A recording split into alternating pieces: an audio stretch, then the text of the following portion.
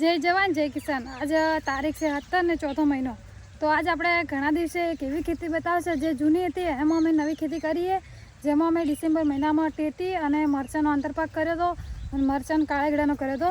એમાં જો નવી ખેતી સાઈડમાં ટેટી લગાવી છે ને મરચાં તો જૂના જ છે, પણ જૂનો છે તો એ ચેવો છે તમને બતાવશું। બધા ઝાડે જુઓ, આ જો મરચું કેટલું આવ્યું છે, એવું નહીં કે એક જ ઝાડ, બધા ઝાડે મરચું નવું જબરજસ્ત આવ્યું છે। આ જુઓ ખરેખર અમને વિશ્વાસ નહોતો કે આ મરચું આવું થાય। સાઈડમાં કાળેંગડા હતા જે નવો ઓલ પાડીને ટેટી વાવીએ।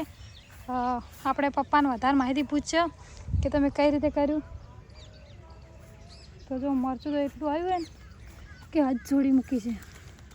જુઓ એક એક ઝાડે જો એટલું મરચું આવ્યું છે, ડાળીઓ બધી પડવા આવી છે ને। પત્તા કરતાં મરચાં વધારે આવ્યા છે। પહેલા રાઉન્ડમાં તમને બતાવ્યા હતા એના કરતાં પણ બહુ મસ્ત છે। તો આખા લાઈનમાં બધે મરચાં હોય।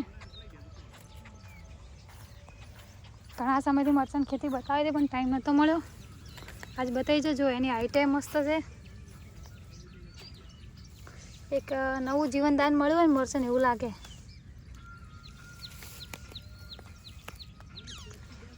જો બહુ મસ્ત મરચું છે, આખા લાઈનમાં એવું છે। જો કોઈને એવું લાગે ને કે બે લાઈનના મરચાં બતાવીને ફેમસ તો હોય છે હારે। જો નવો ફાલ ખાલી પાડો,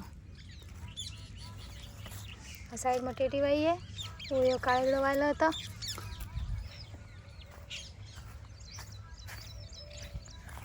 હા જુઓ, જો પપ્પાને બે ખેતરમાં આવ્યા, આ બાજુ ટેટી એ મસ્ત છીએ। હા મેં તો કીધું આ મરચાં તમે ઉખાડી નાખશો, મને બી એવું જ લાગતું હતું, પણ આપણે ધારા ના કોમ ચમ સારું થાય। મને એવું લાગે છે કે ભગવાનના ચારે હાથ આપણા ઉપર। તમે મેં તો આગળ બધા ઝાડ બતાવ્યા કે એક ઝાડી મરચાં નહીં, હવે તમે બતાવો ને। તમે થોડી આ જો જેઠા પાડી મરચાં જેવા જોજે હવે એકદમ નવો ફાલ આવ્યો છે નહીં। આપણે હવે વિડીયો જોતો હતા કે લોકો નાખે જો એમને કેવો મરચાં વજે, આપણે એવું વજ્યું ભાઈ। તો ઓય છોડે તમે છે ને આ જો આ ઝાડ ટેટી સાથે આંતરપાક મરચાં ટેટી છે, આગળ તરબૂચ ને મરચાં છે। પણ બીજી વાર ખેતી રિપીટ કરી છે પણ બહુ સારું રિઝલ્ટ મળ્યું છે। ઘણા લોકો એવું કહે છે કે અમારે બીજી વાર ખેતી થતી જ નથી, તો જો અમે થોડા દિવસ પહેલાં આમાં તરબૂચ તમને બતાવ્યું હતું, અને આજે આ મરચું ને ટેટીનો આંતરપાક છે। ટેટીમાં હજુ એક પણ સ્પ્રે માર્યો નથી આપણે, અને છતાં પણ ટેટી ફૂલ અવસ્થામાં આવી ગઈ। જુઓ હવે સ્પ્રે મારશું અમે, જે મરચાંના લીપ માઇનરના જે સ્પ્રે હોય છે, મરચાંમાં જે સ્પ્રે હોય છે થ્રિપ્સનો, એને ટેટીમાં જરૂર હોય છે।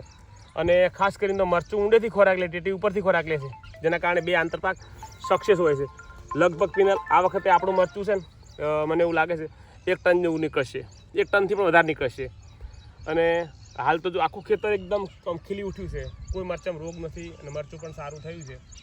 તો ભાવ 20 રૂપિયા આજુબાજુના છે લગનગાળો આવે એટલે હા, અને કોઈને મરચું સીધું ડાયરેક્ટ જોતું હોય તો પણ આપણે આપી દઈશું। એટલે ખરેખર ભગવાનની કૃપા, આપણા બધાએ યુટ્યુબર ચાહકો એમના આશીર્વાદ આપણને ફળ્યા છે, કારણ કે બીજી વાર એ જ ખેતરમાં ક્રોપ કર્યો, બહુ સક્સેસફુલ ગયો છે। તો ખરેખર બધાનો આભાર કહેવાય। પપ્પા આ મરચાં કોકડવા હતો તો તમે નવું ખિલખિલાટ કઈ રીતે કર્યું? એના માટે બિન આપણે એકવાર ઇમામેક્ટિન એબામેક્ટિન 1.9 નાખી હતી એકવાર એક બાયો પ્રોડક્ટ લીધી હતી, અને બીજી વાર ફિપ્રોનિલ ઇમિડા સાથે લીધી હતી। થોડા ઓવરડોઝ લીધા હતા, જેના કારણે બહુ સારું રિઝલ્ટ મળી ગયું છે। અને મરચાંની અંદર દર અઠવાડિયે કોકડવા હોય, થ્રિપ્સ હોય કે ના હોય, પણ આપણે એને એડવાન્સમાં સ્પ્રે લેવો જ પડશે। તો જો કોકડવા આવે ને આપણે દવા લેવા દોડીએ માર્કેટમાં, તો એટલી વાર આખા ખેતરમાં ફરી વળતો હોય છે। દર અઠવાડિયે એકવાર સ્પ્રે મારી જ દેવો જોઈએ। તો અને મરચાંની ખેતી એવી છે કે એને સ્વચ્છ સવાર ખેતરમાં રાઉન્ડ મારવાની જેને આદત હોય એ જ ખેતી કરી શકે। મરચાંની આળસુ ખેડૂત મરચાંની ખેતી ના કરી શકે। એટલે ખરેખર મરચાં હવે જો આપણને મરચું તો છે જ, આપણે આ ટેટી વાવવાનું એક જ કારણ છે કે આપણી જમીનને આ જમીનની ગરમી છે ને છોડને ના આડે, ટેટીની આવક થશે જ, વેલા નીચે પથરાઈ જશે, એના કારણે છોડને હીટ નહીં લાગે, એટલા માટે આપણે આંતરપાક કર્યો છે। તો ટેટીના આપણને બે ફાયદા છે, એક તો આપણા મરચાં સુધરશે, બીજી ટેટીની આવક થશે, એટલા માટે આપણે બે પાક સાથે કર્યા છે। તો જો આ બાજુ તો પપ્પા મસ્ત મરચાંની માહિતી આપી દીધી, અને મરચાં જુઓ આજ તો આખા ખેતરના મરચાં બતાવ્યા છે। હજુ પણ કોઈને જોવા હશે તો બીજા વિડીયોમાં પણ જે વેણાટનો સમય આવશે ત્યાં તમને બતાવશો મરચું એટલું બધું આવ્યું કે ઝાડ બધા પડી જાય. જો આખા ખેતરમાં મસ્ત મરચાં થયા છે. ખરેખર અમને એવું લાગતું હતું કે આ મરચાં થાય જ નહીં કોઈ. સફાઈ કરી પાછળ બહુ મસ્ત થઈ ગયું. ટેટી અને મરચાંનો આંતરપાક એકદમ સક્સેસ છે. આ બાજુ પેલા કાયગડો હતો, હજુ પેલી બાજુ ઘર બાજુ છે ને તરબૂચ અને મરચાંનો આંતરપાક કરી રહ્યો છે. તો એ પણ તમને બતાવશો. જુઓ બધે ઝાડે મરચાં બહુ મસ્ત વળે છે. જો આપણા ખેતરમાં વેલાવાળી શાકભાજી હોય ને તો ફેરોમોન ટ્રેપ બધા જ લગાવેલી હોય જ છે. તો આગળ વળી તરબૂચ અને મરચાંની ખેતી પણ બતાવશો. તો કદાચ બીજા વિડીયોમાં પણ બતાવો. જો આ ઝાડ કેટલું નાનું છે પણ મરચાં જેટલા આવ્યા. તો કોઈ પણને મરચાંની ખેતી હોય કોઈ ખબર ના પડે તો પણ વિડીયોમાં કમેન્ટ કરજો. સાઈઝ પણ બહુ મસ્ત થઈ છે. જો સાઈઝ આપણે તોડીને બતાવશે. આજ 1 ફૂટનું મરચું આવ્યું છે. ઝાડ કરતાં પણ મરચું મોટું આવ્યું છે. ચલો ઘરે શાક કરવા માટે લઈ લઈએ.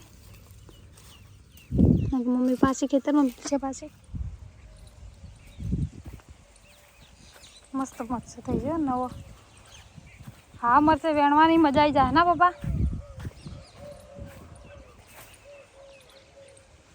નીચેને જોવા મકાન બનાવી રહ્યું અહીંયા જ છે બધા ઝાડ. બાજુમાં એક ટપક તૂટી છે એટલે ગારો થઈ ગયો છે.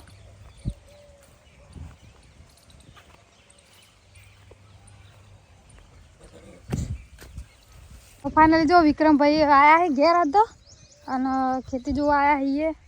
જે વિકાસભાઈ આ મરચાં ને ઉખાડી નાખે એવા હતા, કોઈ ગમતા જ નતા. હવે કેવા છે? હા હવે તો કેવો લાગે તો આ કપડામાં બગાડજો ભાઈ. ભાઈ મારશે.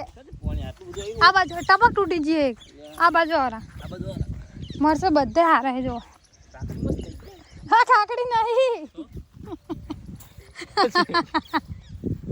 ચો અંગર હું ભૂલી જા તો ભૂલી જાય મને લાગે નહીં. તમે ઓળખો ને ટેટિંગ કાકડી?